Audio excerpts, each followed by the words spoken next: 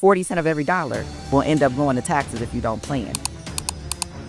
Wealth is not just like set it and forget it. This is not a free-for-all. We are blessed and fortunate. So it comes with a level of responsibility that most people don't see. And life insurance checks so many boxes because it allows you to protect your family, again, from death and disability. But then it also allows you to accumulate. So I can be protecting and saving for my wealth opportunity at the same time using the same dollar.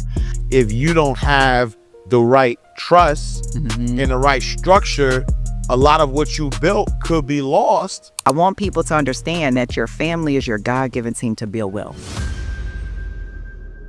Hey, wait. I know you want to watch this next video, but listen, if you are an entrepreneur, business coach, business consultant, or a small business owner who has a story and wants to learn how to create multiple streams of income from your story, I need you to text me right now, my book, to 646-687-4152. That is my personal number.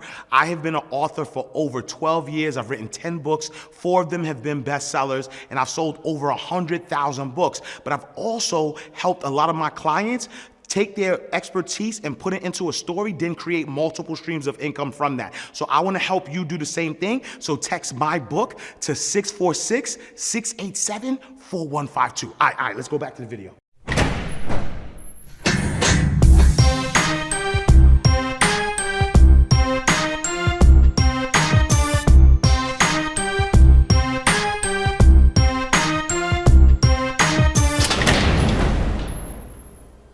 Welcome to another awesome episode of Inside the Vault, the greatest money mindset show on the planet. Today, listen, we got some fire for you. Today's guest is someone whose mission is nothing short of transforming the way families think about wealth. She is a powerhouse in the financial world, blending expertise in wealth building, legacy planning, and asset protection to help families unlock multi-generational wealth with a no-nonsense approach and a passion for underserved communities. She's here to show you how to make elite financial strategy accessible.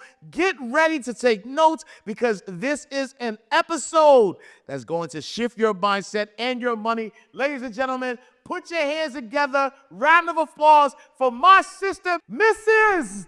LaVaisha Davis in the building. Thank you, Ash. Look, I appreciate you. So, all my insiders know, like my goal is to always bring the top-notch experts, people who have been doing this, people who really care about who they serve.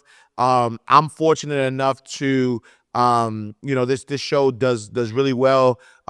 People see me in the streets. They're always like, man, this person helped me do this, and that person helped me do that. And so I'm always passionate about bringing the right people up. This is well overdue. Many people know that me, Storm, and Marvin, we had started a movement called the Path to Prosperity, and we were helping people make, manage, and multiply money. And we really had a lot of people who we were helping them build wealth. And behind the scenes, right behind it, every time we talk to somebody and we were talking to them about, becoming their own bank, and people were talking about, getting their trust together, things of that nature. They were like, listen, I spoke to LaVaisha, LaVaisha got me right. I spoke to LaVaisha, like every call. And like, I spoke to LaVaisha.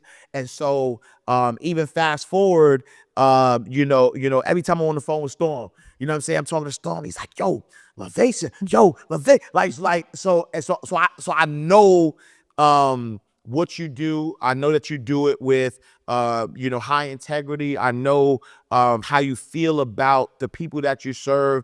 And the great thing about it is that not only are you serving from a perspective of serving your people, but you also serve yourself, right? Your family. You are happily married. I see the dynamic in your relationship, how you and your husband and your family are building wealth.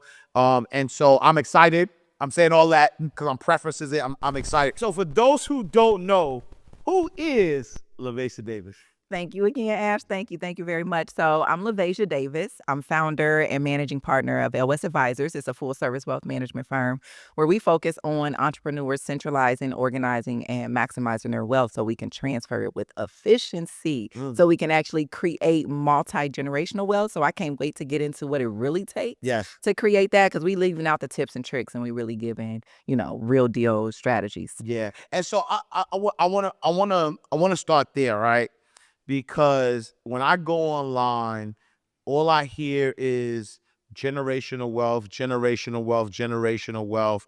Um, it seems oversimplified to me.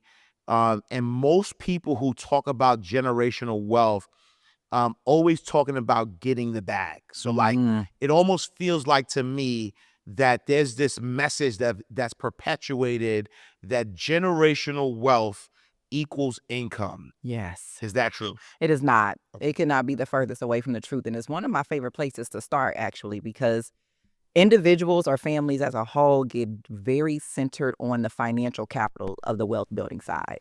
And we completely overlook the other two sources of capital that's needed to sustain and transfer wealth. So we got financial capital. We understand that. But also what we have and don't manage very well is our intellectual capital and our human capital. It is these three capital sources that's required to build, to create, and to sustain and to transfer wealth. There's some structures that go with it too, but since we don't steward those capital sources well, we're so focused on the money that the people who can make the money, the ideas that's going to make the money just kind of slip through our fingers like sand. And now we're not able to systemize it, we're not able to control it, and we're not able to monetize it for long periods of time. So they focus on getting the bag, but then the bag is going to be gone because we don't have anything else. It's not self-perpetuating at all. Every generation needs to be a wealth-creating generation. And I love that you said that, because I think a lot of times, because we focus so much on getting the bag, we, even those who make a lot of money, are stuck in this cycle of working hard for money instead of money working hard for them. Can you talk a little bit about what does that look like, right? What is the like in practical terms, what is the wealth building cycle for someone and their family looks like? So if we're talking about an individual that doesn't have a family yet versus a family, it's two different dynamics. Okay? So an individual who's just starting to create wealth, it is about generating the income. That the income is needed to actually fund the necessary investments that we're going to take to grow. So income is necessary. We don't want to eliminate that or to minimize that. Like you definitely need to generate income. In fact, you need to focus on what's going to generate the most amount of income for you. Too often we start to diversify too early and we want to make income in all these different streams when really we need to put all our eggs in one basket, hover over that basket so every egg cracks, then we start to diversify. So we do want to generate the income and as much of it as possible. But second to that, there's three structures that we got to be very much aware of at all times that we're making money. And why we end up working real hard for it, for not managing these other structures fail. So financial structure is one. The vehicles that we use to store and grow our money matter. Like we have to be very selective with those. They need to have compounding interest, of course. We need to have control. It needs to have some collateralization. We shouldn't have to drain a resource in order to access the capital in it. It should be something we can collateralize. But the other two structures, your tax structure and your legal structure, and those two just like fall by the wayside most of the time for in our planning. And it's not at anyone's fault. It's usually because we're missing strategic advice or sophisticated advice or don't have access to it. No one's telling us about these structures and how to set them up properly. Nobody's overseeing them ongoingly to make sure they survive any economic turn, any political administration change, any family dynamic change. Like your tax and legal structure has to reflect that. And that's what happens. Like we're getting the money, but it's just spilling out. And I think part of that, because as a business owner, I know that my legal structure and my taxes, they actually go hand in hand. And I think that a lot of people, specifically in our community, because we don't come from backgrounds of like entrepreneurs, most of us, some of us do, but most of us come from a space where we might be the first entrepreneurs in our family, right? We might come from a family that taught us to go to school and get a job, And so our relationship with taxes is not one. It's not a positive relationship with taxes. It's one of those relationships where we know that we're gonna work and we owe these taxes and we just pay it. So we're so used to just paying taxes that we don't look at taxes as like a strategy, right? Like, hey, this is a strategy that's going to help preserve wealth. Can you talk a little bit about that, right? Because I think that somebody who's listening for the first time, or some people might not realize that tax and legal structure is a wealth building component. Could you break down, how they work together, in order to build wealth? Absolutely. Now, even with a working individual, sometimes the relationship with taxes, because it's predetermined when you earn your income through W-2, you don't really have much say so. So when you come from a family that's not centered around entrepreneurs, you may not have had those conversations. But when we get into the legal structure, we're not just talking about the entities and corporations in which we conduct business. Even for individuals that work day to day in other corporations, your legal structure is about your estate. It's about you as an individual. Everything that you own may be attached to your Social Security number, but there comes a point in time where you have to separate legal ownership from beneficial ownership, okay? So now we got to separate everything outside of our estates.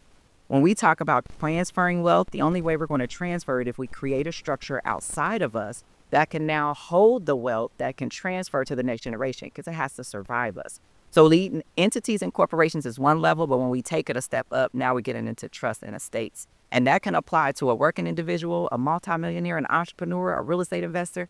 It doesn't matter. If you have assets that you want to make sure doesn't go to the government that you control, whether it goes to family or a charitable organization, you have to put it in a separate legal structure. So we get so wrapped up in legal ownership, like I own this, I own that, when really we just need to be focused on the beneficial ownership.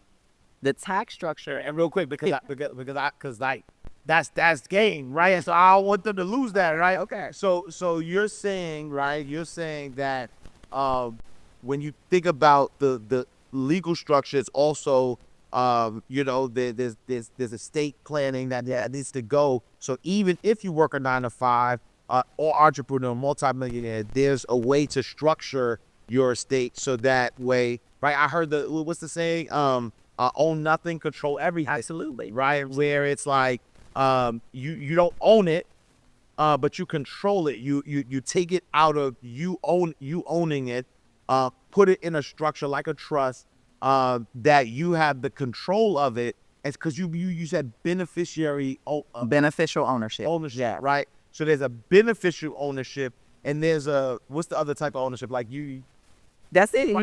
You have your individual ownership. Well, the beneficial ownership is I still benefit from this asset, regardless if it's titled to me personally or not. right. Like my personal name doesn't have to be on it for me to benefit from it. So when you start to design a legal structure where you can outline who you want to benefit from it, now we can start to playing with more advanced tax structure as well. Because if Ash, you build this multi-million-dollar media platform, and now taxes become a problem because you're making so much money. Well, when we create a legal structure that's separate from you, now we can designate beneficiaries, and we can spread that income. Now I can spread this income among multiple individuals, not just me. So I had to be subject to the taxation that comes to that incomes. And now we're starting to incorporate more family members into the strategy. And this is what our ultimate message is. I want people to understand that your family is your God-given team to build wealth. And I understand how challenging it could be. I go through those same challenges. But human capital, this is what the wealthy people do. Okay, they put their human capital in a structure that they can steward and oversee for as many generations as possible, giving them all the resources they need. You don't have to all work in the same business together. You just have to be in the business of working together. So if your daughter wants to go start a technology company, that's completely fine. It may not have anything to do with the media company, but there is some type of hierarchy that can apply to. So when we get into legal structures and tax structures and how we can start to preserve much of our wealth, don't so much focus on how you make the money, just focus on making sure you have ongoing advice that when things change, okay, I need to adjust my legal structure. Yeah. Okay, yeah, I'm making a lot more money now. I need to do a little bit more tax planning because 40 cents of every dollar will end up going to taxes if you don't plan.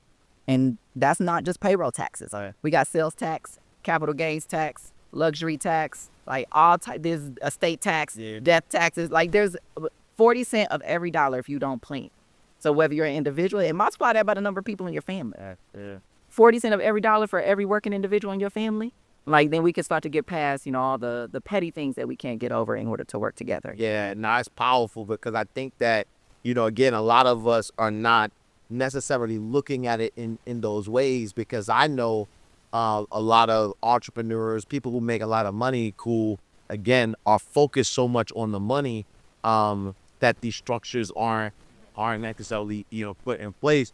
And so at what point do you start and we're still, because I know we want to talk about the taxes as well, but at what point with this beneficial ownership, at what point do you start it? Am I $30,000 employee? I make $30,000 a year, married, 2 children, and I say, you know what, let me wait until I make 80.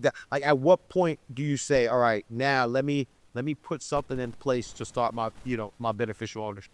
Well, there is some certain income threshold that you want to meet when we get into beneficial ownership. Like we do, like we want to, it has to be $250,000 or more of, like, that's your taxable income. Like that's when it starts to make sense. Yeah. You can do it before then, but now you just you're being proactive, and there's nothing wrong with that, but you may not benefit from it as much initially. Yeah. But even making $30,000 a year with 2 children, you should have life insurance. You should have other assets that could come your way. So that's just a basic legal structure that you could, or a basic trust, not a basic legal structure.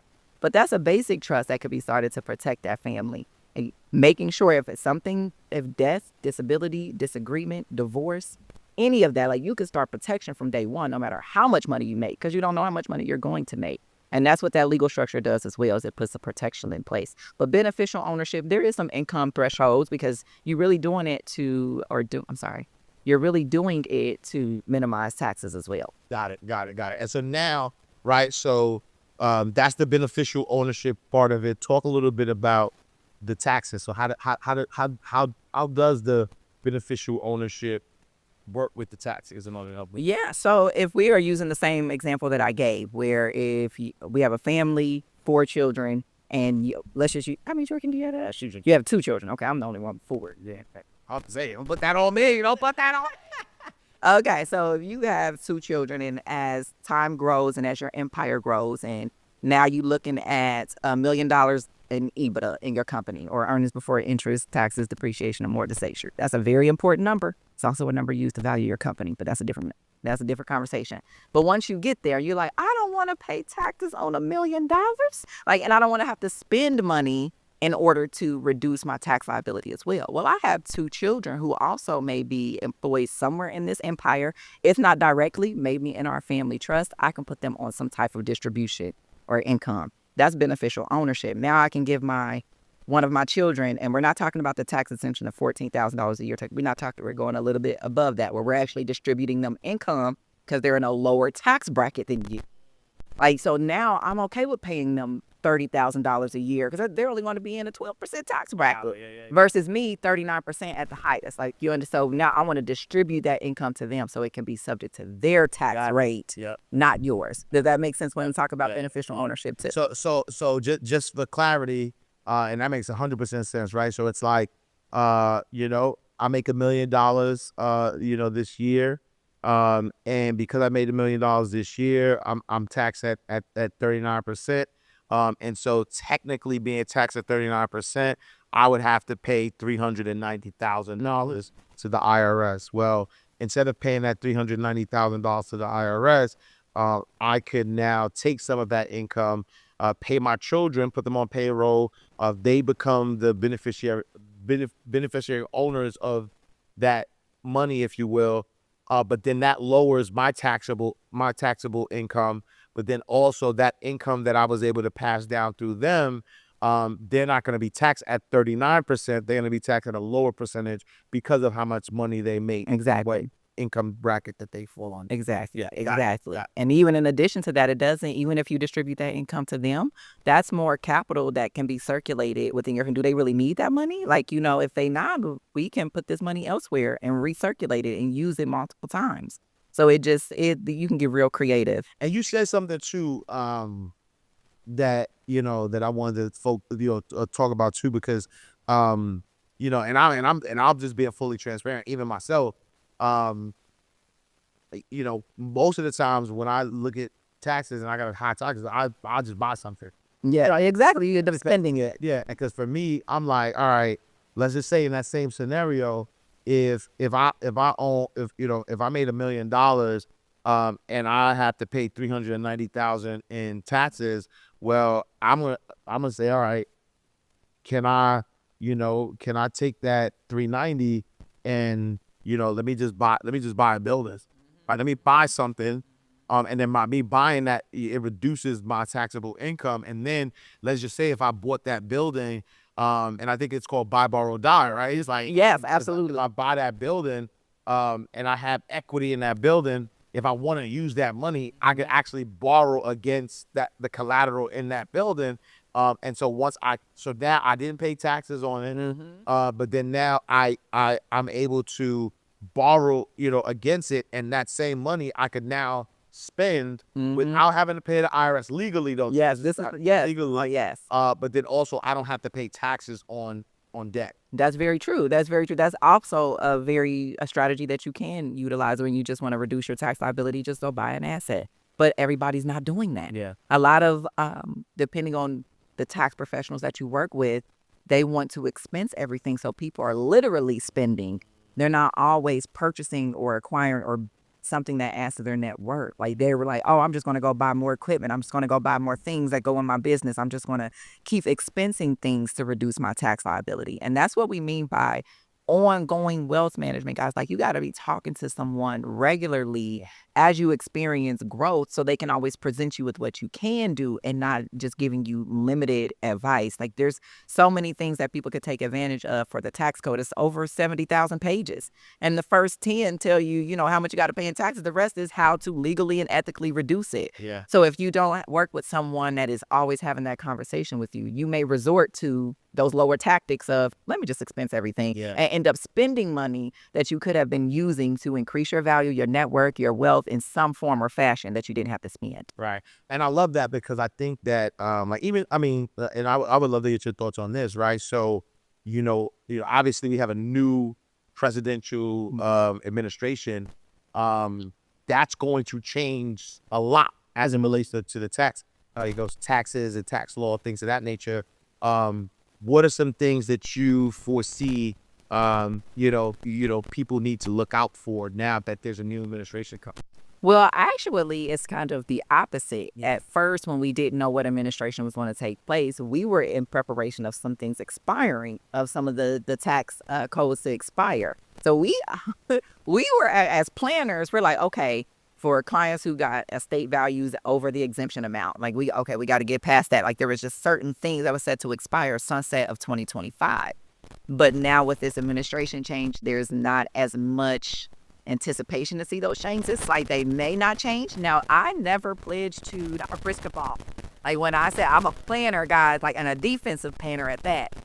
But we actually expect the opposite. Where now we'll see an extension in some of these tax cuts that we'll be able to continue to take advantage of. So if I hear you correctly, depending on who's in office, you could, based on their policies and things of that nature, you could anticipate, sort of like where they stand, if you will, and that's going to affect your bottom line. It's going to affect, which is why it's important to hire someone who is a professional, who studies these things and knows these things ahead of time to make sure, right? Like wealth, is not just like set it and forget it. It's not like, all right, I got this money, I'm gonna put it right here and I'm just gonna watch it. It is not at all. An analogy I often use is, well, this doesn't apply to certain generations because they don't have this experience. But for us growing up, our Christmas list, when we had toys on our Christmas list, And that toy that was at the top of the Christmas list, and you open it on Christmas morning and you get the toy. You're like, oh, this is the one I wanted. Yeah. You open it up, you try to power it on to play with it, and it's not working because you turn it over. Because what does it always say when you turn it over? What does your toy say when you try to turn it on and it didn't work? Be battery. Yes, batteries not included. Right. Like wealth is that toy that everybody wants, but it doesn't come with batteries. Your professionals are your batteries. And again, that's no fault of theirs. Yeah. Entrepreneurs are very overwhelmed. Yeah. As entrepreneurs, our primary objective is to get the thing good. Is to make the money. We have staff dependent on us. We have our family dependent on us. That is our focus. But then if you tell me I need to shift my focus to go talk to my CPA about a conversation telling me what I need to do from a tax perspective, and I don't even know what he's talking about, then I need to go have a conversation with my financial advisor to say how I need to invest the money that I'm saving on taxes, but I don't know what they're talking about. Or I need to talk to my insurance agent because my network is growing. I am buying new properties. My business is growing. The value's going up. I don't know if I'm properly insured, but I don't know if they're telling me the right thing either. Like you're having all these conversations and it starts to sound like Charlie Brown after a while. Like, listen, this don't got nothing to do with me making money. Yeah. So what happens is it gets pushed to the wayside. Yeah. Like here, you and everybody starts to work in their independent spaces. CPA stay over here, insurance agent stays over here, attorney stays over here. Nobody communicates amongst each other. So now we don't know if our wealth is even working in congruence. Like, is it working together or if it's working in conflict? So it's not the fault of the entrepreneur. Trust me, guys, I know. I talk to you guys a lot. Yeah, and I know that you took one hat off to talk to me for the day. But what we have to understand is in order for it to be successful, we do have to overcome quite a few emotions that most entrepreneurs struggle with, and put a professional in place that can have those conversations and bring you those high-level conversations so you can make your decisions the way that you do as a business owner. No, I love that. And so, talk a little bit about like the, like thinking about your family as a business, right? Yes. Because I think that, and I think love is important. I think that love is important, but I think that when people go into their family, that's like the main thing they focus on is the like love aspect of it. But talk a little bit about running your family like a business or looking at it. Your family is absolutely a business, regardless. You're not just mom and dad. Yeah. You're founder and co-founder. You're CEO, CFO, CIO, CTO, whatever positions that's needed. Every business has income and expenses.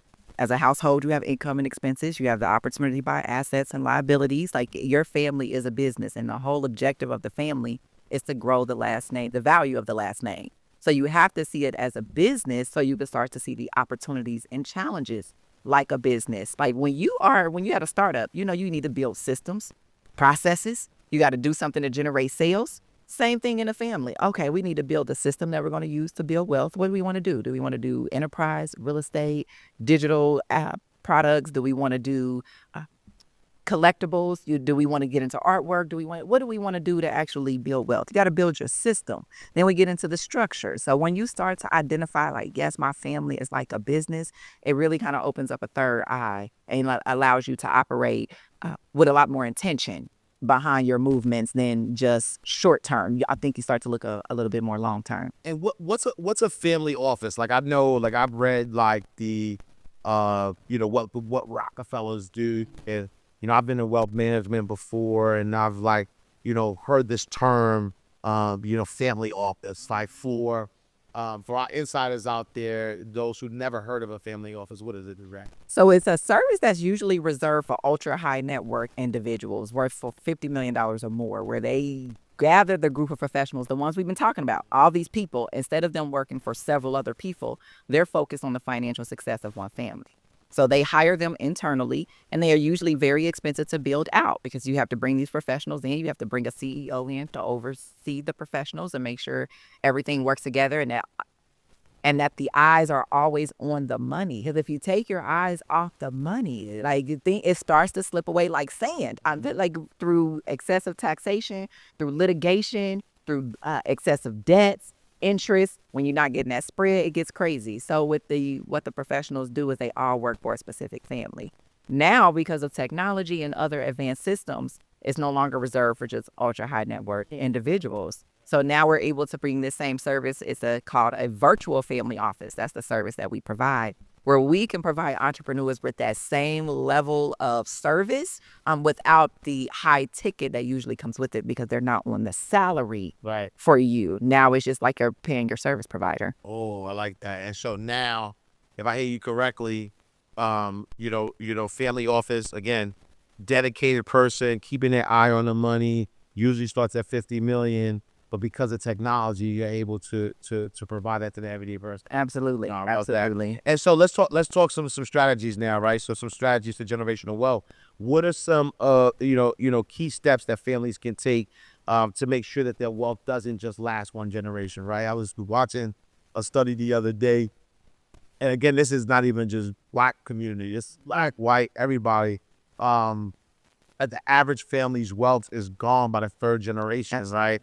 And so, yeah, what are some strategies that families can use so that their wealth, lasts past them? So I've been fortunate enough to work alongside, some very advanced planning teams. And so I want to be very clear here that I'm still within my own generation, my first generation of wealth creation for me individually. So when I speak about from experience, I mean just from what I've seen with other plans that I've been a part of. But ultimately, that legal structure is what makes the difference. The same one I spoke about earlier. You have to give your wealth a different environment to survive and thrive in. If it's just within you individually, it will die with you. Now, you also have to equip the next generation to participate in that. What we usually lack is some type of governance system. We think that it's a free will. And I want to be very selective with my words here, but we give too much free will to like our children. I know we want them to pursue their passions. We want them to be whatever it is they want to be because they can. But other cultures do that, but with limitations. Our family needs medicine, technology, law. Like we need specialties in this area. So here's the list of things you could choose from. Like you can go do what you want to do, but it got to be off this list. Right. So one thing about preserving wealth for multiple generations is making sure that everyone understands the role that they play as their human capital, what they can do to contribute to it, and fulfilling what's really needed. We end up branching out and we lose our human and intellectual capital. So we're going to lose it the next generation. All they're going to do is spend it. They're not adding to it. So you have to give a structure that they can participate in. It has to have a governance system like voting, just like the United States of America. The same thing applies. We have to have a governing system. We have a voting system. We have to have significant roles or cabinets that need to be filled. You got to fulfill these roles. And then the next generation is going to come in. We're going to equip them the same type of way. But it's really about having that structure that you can even pour wealth into. It's too retained individually. And how do you do that though? Like, come on, like cousins and them not getting along, siblings not getting along. Like what does it take to do this successfully when there might like how do you get the family on the same page, if you were? Well, you got to start with you got to lead by example first. Like most of the time they have to see it work. You know how our family is. Like they want to see it first. So you may have to lead by example. The second thing to that, it may not always be your blood family that you're building this with. It could be by, other bond affliction, someone that you've met throughout your lifetime. An example I like to use is the Anheuser-Busch family. Like that is a successful family that had their corporation for over 5 generations. They don't have it now, but that's a combination of families. Those two men met. They weren't like that. That's not just one family. So you got to understand that God works through people all the time. So you have to see who that bond is actually formed with and then take it from there. It may not be your cousins and all of those good people. It may not be. It's unfortunate, but it may not be. But even once you prove, you've shown some type of example and then they want to come in, just also don't be so quickly to shun them away.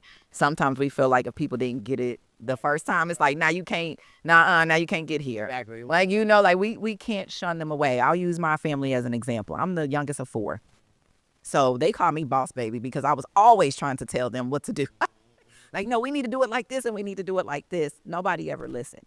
So my husband and I have been on this entrepreneur journey since 2009, like way before it was trendy, right? Like, so my family's seen our ups and downs. They seen us go from, filet mignon to mac and cheese. Like they seen the roller coaster, but then they also start to experience the growth, the success, and they seen it. And now it's like, okay, what can we do to help? So now a large majority of our family are on some form of payroll within our portfolio. So it may not come right away. Yeah. And you don't want to shun them when they do come. Yeah. But our job is to make sure we educate them enough to be positive beneficiaries, Yeah. positive shareholders, positive directors, positive contributors to the wealth. That's where our mindset has to be. And I love that though too, because if y'all hear this, it's really about like what is your ultimate goal, right? Ego aside, because that's what it usually is. It's like, yo, I told you let's do this together, and you didn't want to do this, and you watched me do it. I took all the risks. Now my ego is saying me, I. And so now I'm not willing to bring you in. But the truth is that sometimes people need a leader. People need to see. People may not necessarily need the idea, right? Because they might not be great executioners of ideas. They may be great executioners of things that are proven. And so you may have been chosen, right? Even as baby boss, right? You were, and I get it though, because I'm like, all of my siblings call me little big bro, because I'm the youngest, right? But I too am like, I was the favorite. No, sir. But I too was the, you know what I'm saying? Like I'm the chosen one. But at the same time, like being a chosen one, you understand that it's a responsibility, again, not to shun, your family away, but to be the example. And whenever they're ready, right? When the student is ready, the teacher shall appear. Absolutely. And so I like it. So let's just say, right, a family is starting from scratch, right? Starting from scratch, and they wanna, start building multi-generational wealth. What's their very first step? Protection. Because what we all don't seem to do is assess the risk that comes with this journey. Let me tell you why I start with protection. So my brother, my late brother, was a Golden Glove middleweight champion. So he required his sisters. Everybody had to know how to fight. It was terrible growing up. Like it was required. It was required. But what was the number one rule? He always said, like, keep your hands up. Don't let nobody catch you with your hands down. I don't care what's going on. Keep your hands up. You always do protection first. So as a kid, I was like, why does he keep telling me this? But now as a planner, like, protection is first. So there's so many risks that we take every day. The biggest one is expecting that we're going to make it home that day. So the one thing that you can do is life insurance from day one. And why I love life insurance, because it covers the second part that you got to do, protection and accumulation. I'm telling you guys, focus on having the money ready for the opportunity, not deploying every single dollar. Like, when I say save, is because if we are really trying to build wealth, it's really about being able to take advantage of an opportunity. It's about who got the right amount of money at the right time. They might foreclose on the house next door. Sad for Miss Sue. I hate to hear it, but that might be your opportunity. Like, so protection and accumulation. Life insurance checks so many boxes because it allows you to protect your family, again, from death and disability, if God forbid, if any of that was to happen. But then it also allows you to accumulate. So I can be protecting and saving for my wealth opportunity at the same time using the same dollar. So that's what makes it the center or the heartbeat of most wealth plans, because it's the only vehicle that you can access, accumulate, and transfer money tax-free. Every vehicle doesn't do that. So if you focus on accumulation and protection first, life insurance is the best place to start. And do that for every family member, including the children, no matter how young. You can get life insurance on babies as young as 6 months old, but that becomes capital. Like, for example, for us, our children, they have each of our children have 2 policies apiece. One is for their future opportunities, whether they want to go to school or if they want to engage in entrepreneurship, whatever. The other one is for when they always in your pocket, because they're not leaving. They're not leaving. Your children are going to call on you. I can't pay this. I done gotten myself into this. I need this. And rather that coming out of your pocket. So that was just a little tip in there. But life insurance is the best place to start, so you could do protection and accumulation. And then you kind of build on top of that. Yeah, no, I love that, because I think that a lot of people, especially in our community, look at life insurance as only death benefit. Like, I'm going to bury a loved one if, God forbid, they go before, I I try not to say God forbid, because I believe that everything, that God doesn't make mistakes. But if they go, because everybody's gonna die. So in our community, we only look at life insurance from a death benefit perspective. But in the way you explain it, it's not, it's for your life. Life insurance insures your life, but not only when you're dead. But that also brings up becoming your own bank, right? Because you talk about accumulation. So, and I've been hearing that a lot. Can you break down that concept for us? You're talking to, how old are your children? My children are 13, 11, 8, and 6. All right, so we're talking to the 8-year-old. What's your 8-year-old's name? Taylor. All right. Oh, that's my daughter's name. Yeah, my daughter, my oldest daughter, 16. When her birthday? So, April 3rd. Hers April 13th. No. Yes. Yeah. Wow, that's crazy. That is crazy. That's crazy. Oh, that's crazy. 2 Aries named Taylor. And Taylor. Yes. Oof. Watch out. Watch out. Like, that's what I was gonna say. So, all right, so perfect, right? So you're explaining becoming your own bank to Taylor. Yes. Okay. But see, Taylor knows this. Yes. They have pretend plays, so they talk about this all the time. But if I'm talking like, hey, you need to build a bank, right? But you can't just have any old type of bank, because there's people who want to come after your bank sometimes. Sometimes people want to come after it. And sometimes, in order for your money to grow in that bank, it has to stay there. So with those two things alone, we want to build a bank that can't nobody just come in and take, and that is going to grow no matter what, and is not going to be subject to any losses. So I want to introduce you to something. I'm going to take your regular piggy bank. I'm going to swap it out for this more concrete bank over here. Like this concrete bank over here is going to do 2 things. It actually has 2 tunnels inside of it. The one tunnel A, is to protect you. If I lose the income, my family won't suffer. That's what tunnel A does. Tunnel B says all the money that's left over after going into tunnel A is going to go into tunnel B, and it's going to earn compounding interest. So now it's growing at the same time that it's protecting me. So when that money grows and you keep adding to your bank, and then when you're at the grocery store and you just happen to hear 2 people talking like, I've been trying to sell my building down the street, but I just haven't got the right type of buyers, and you hear like, I only want $30,000 for it, and it's like, the building worth $100,000. Like, wait a minute, let me go in my bank real quick and see. Not only do you have the $30,000 in there now, and I'm talking about over time, but now the $30,000 is in there, and I can take that $30,000 and go buy that building, but I'm still earning interest on the $30,000 while I'm buying the building. So we need a bank that is flexible, that grows again no matter what. We don't want it subject to market risk, business risk, real estate risk. None of that impacts it, and this is the bank that's going to do that. So that's what we mean by becoming your own bank, because it is a complete risk mitigator. Love it. And it's using the vehicle of life insurance. Yes. What type of life insurance do you need to start that? It has to be permanent cash value life insurance. This is not buy term and invest the difference. Okay.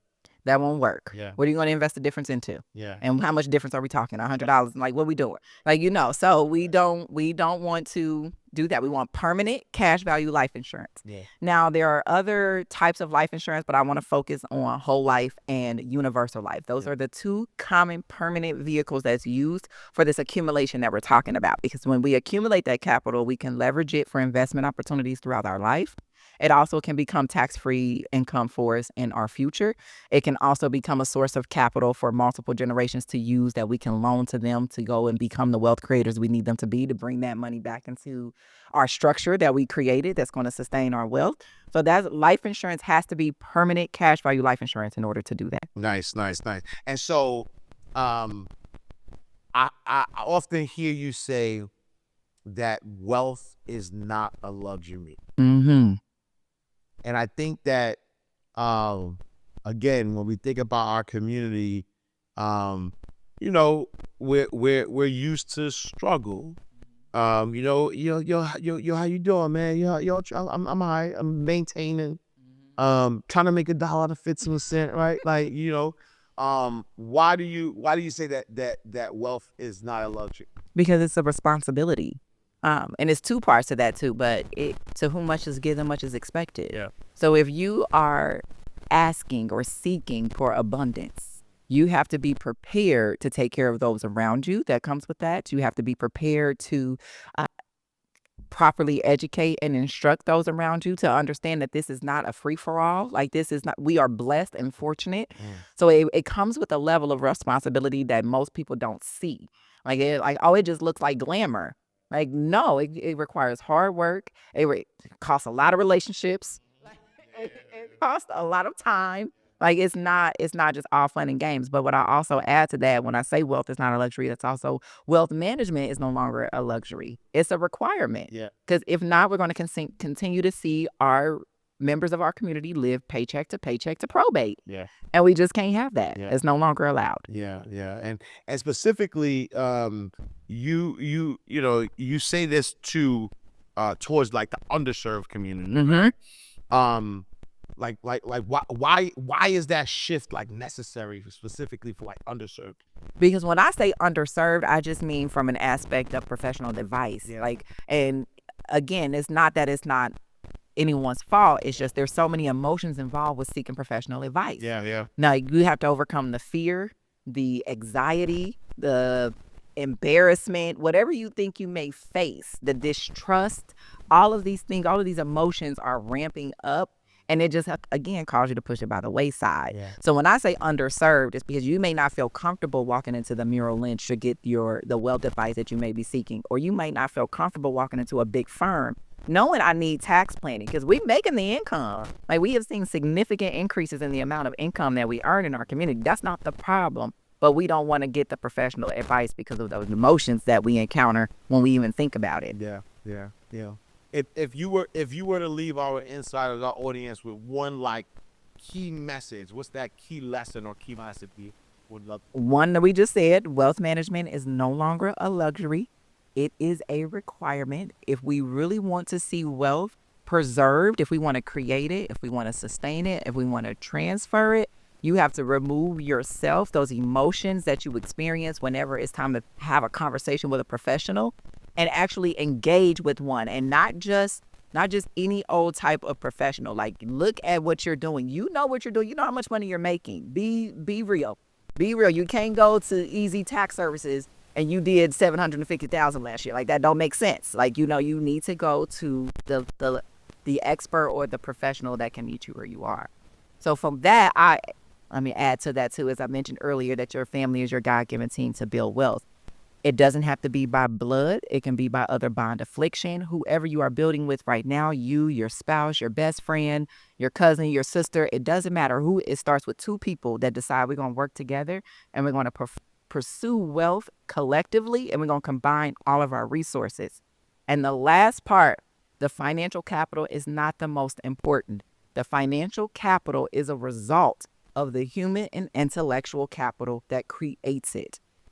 Control the human, access the human and intellectual capital, you'll get the financial capital. But you can't do that if you're trying to do everything by yourself. Yeah, no, I love it. Behind the scees, your husband and I were talking, and he, talked about this relationship. Yeah, so talk to me about this relationship brand that you're about to start. Mr. Davis always working on something, and I'm always the last one to know about it. I just get the checklist. This is what we need done. Yeah. Like, it has, he says that because I'm only here where I am today, the person that's speaking to you all, because I give a lot of the credit to him. Yeah. We met very young, and he was very patient with me, and I did not come into this relationship as a woman prepared to be a wife. I wasn't, not at all. Okay? I'm saying that on camera. I did.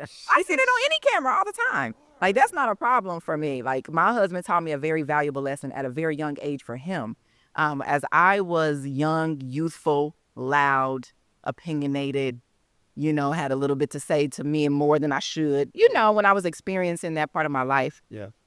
He was like, come here, baby, come here. I need to teach you something. Like, come here, I want to teach you something. I'm like, well, what do you want to teach me? Because again, at that time, he like, I'm going to teach you a game. And I'm like, well, what game? I don't want to play no game. He like, come here, I'm going to teach you a game. So he pulled his chessboard out. It's all nice and brown and gold. I don't even know where he got this from. I'm like, where did this? We've been living together for 2 years. Where you get this chessboard from? Yeah. But he brought this chessboard out. He's like, we're going to learn how to play this game. So he taught me all the movements of pieces of chess. So he's telling me which direction everyone can move in, but he reserved the king and queen for last. Like, this one has a limited scope. This is the pawn can only move a certain number of squares.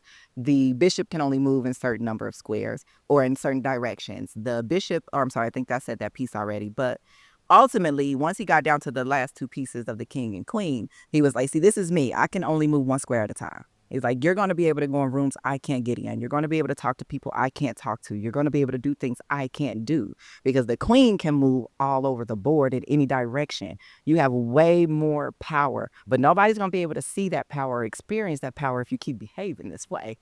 So I was like, okay. Now you don't like when I say this, but even when he was teaching me, I didn't conceptualize it right away. Because I'm just like, because he's telling me why, I need to be moving like this and how the king can't move. And I'm like, I know he ain't sitting here telling me how he going to be my pimp. And then he was like, no, I'm trying to tell you. The job of the queen is to protect the king. I was like, okay, I get it now.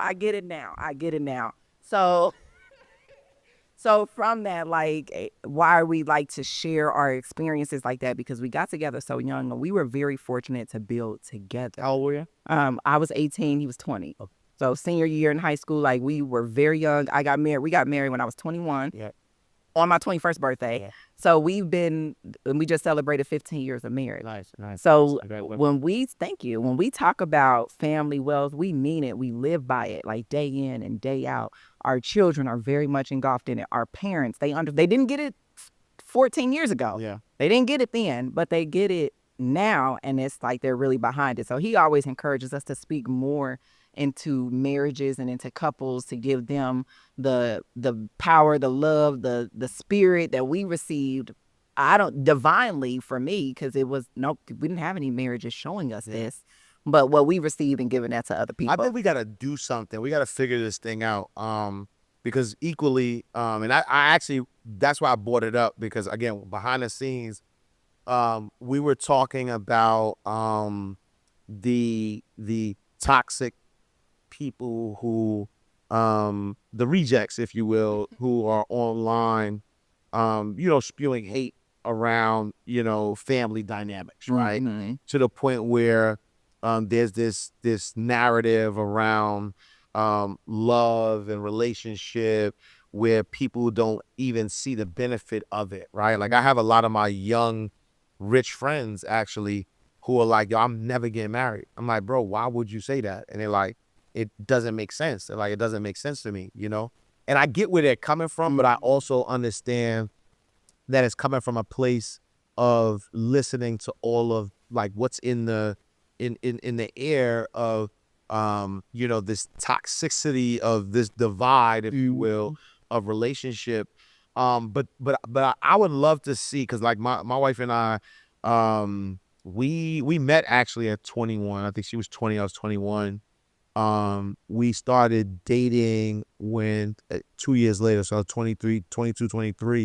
And so we've been together ever since. I'm 44 now, she's 43, so 21 years we've been together, married 17 years. Congratulations. And I would love to, I'm a tester. I would love to know, I would love to do like a roll call, like, yo, black couples who've been together 10 plus years, like, where y'all at? Because and whenever y'all ready, though, I would love to, however way I could support what y'all doing. I think that's important. Mm-hmm. My wife is like, I'm the outgoing one, if you will. My wife is all strategy. She likes to be behind the scenes. She hates the camera. I've been sort of like forcing her, out a little bit. And part, like I think we did like 2 interviews together so far. And we even like, testing the waters of doing a podcast together.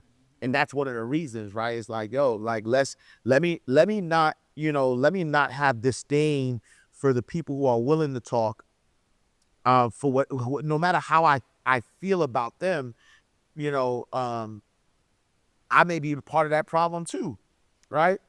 Because I'm not talking enough about, I'm not showing enough what a healthy relationship looks like. Mm-hmm.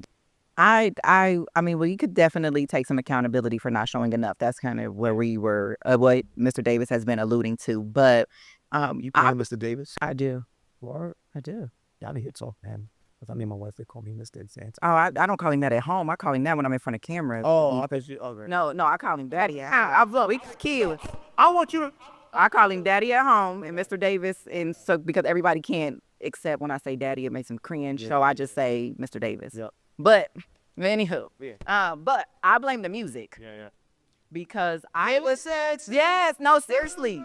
When I grew up, it was I wanna be your chick. Right. I wanna be like so. It was different. Oh, that's true. Like I had different influence in my time. Yeah. So I wasn't in pursuit of short-term interactions. I wanted to be down. So it depends. So I think it gives that. it may be, but it's not getting the mainstream play. Yeah. You're gonna have to make your children some mix CDs. You're gonna have to make them some music to remind, like, it wasn't just this. And because that's what I'm raising 4 daughters. Yeah.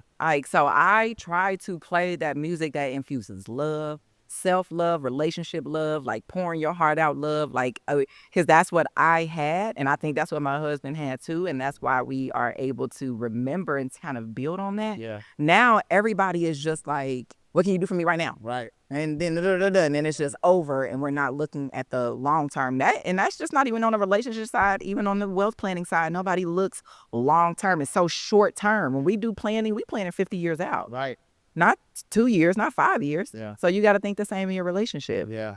And it's important though too. But even as we kind of connect the two, I think there's a real connection though to wealth, right? And family, because again, if there aren't healthy relationships, even right, because the divorce rate is really high, and what happens to wealth, once there's divorces and split families, blended families, and baby mothers who don't want, I mean, there's just a lot that goes that complicates things as it relates to building wealth, which actually also goes back to this beneficial ownership conversation that we had, because if you don't have the right trust and the right structure, a lot of what you built could be lost. Especially through conflict. Yeah, absolutely, through conflict. All I hear when you say all of that is more human capital, but that's just me. Like, I hear something different in there. And that's the other thing that keeps our community from seeking the professional guidance they need, because everybody doesn't understand our complex dynamic. Yeah. Like, I won't say it's just our culture, but there is some cultural relation that you got to have. You have to understand that I have children by 3 different women. Yeah. And I actually still take care of these women. Yeah. And I want to plan for all 3 of them. And it's not a bad thing. Like, with Western philosophy, sometimes that's viewed as a bad thing, that a man still wants to support who he's no longer in a relationship with, but have children with. And it's like if you walk into the wrong type of firm, they won't understand that. Yeah. And they won't plan for that. And it could disrupt the peace that you may have amongst them.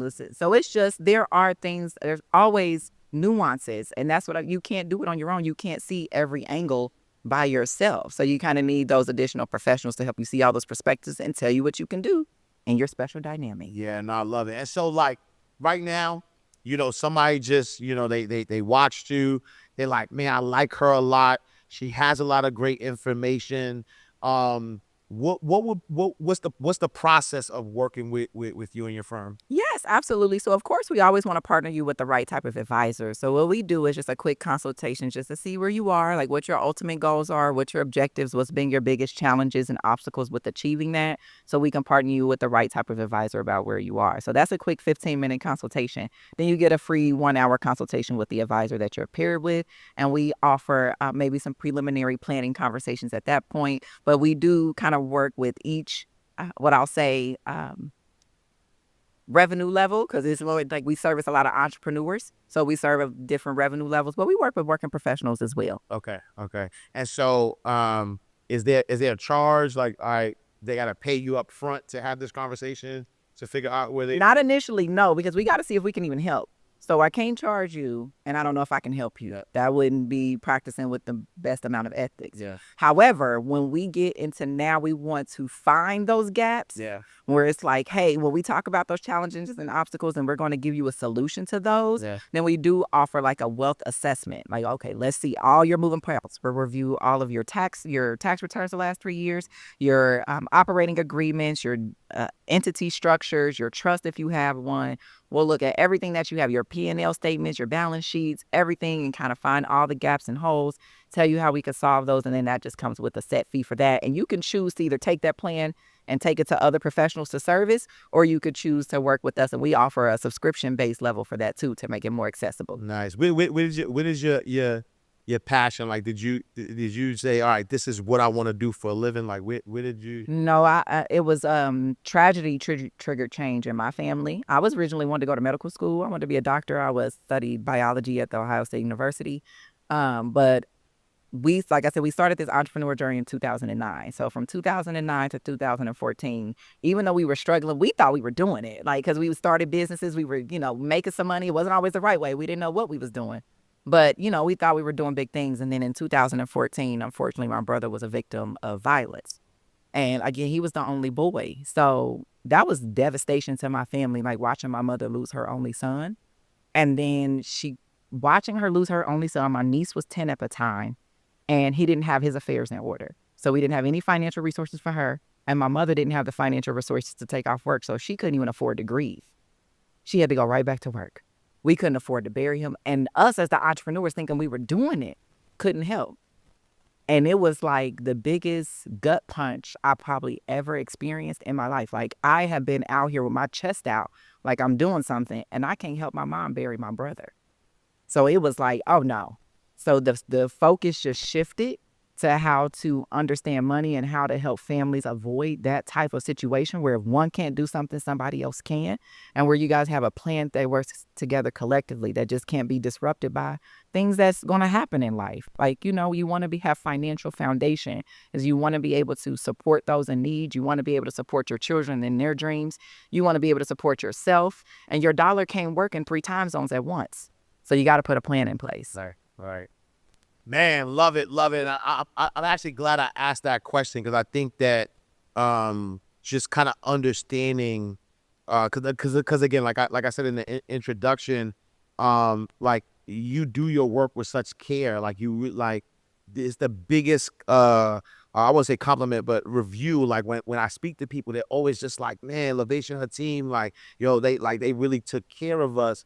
But now it makes sense, right? Like now, when you understand the why, you understand, what's being done, how it's being done, and the passion behind it just comes from a very important place. We appreciate you. Thank you.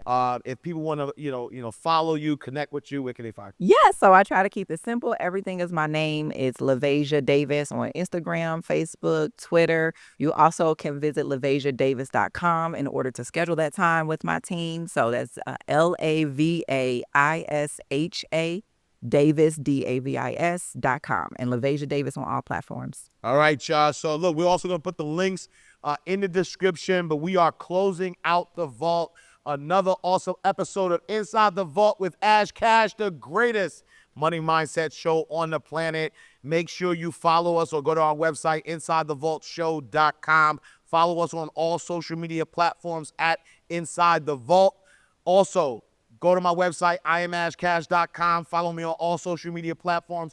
I am Ash Cash, and we will see you next time, same place, in God's will. Peace.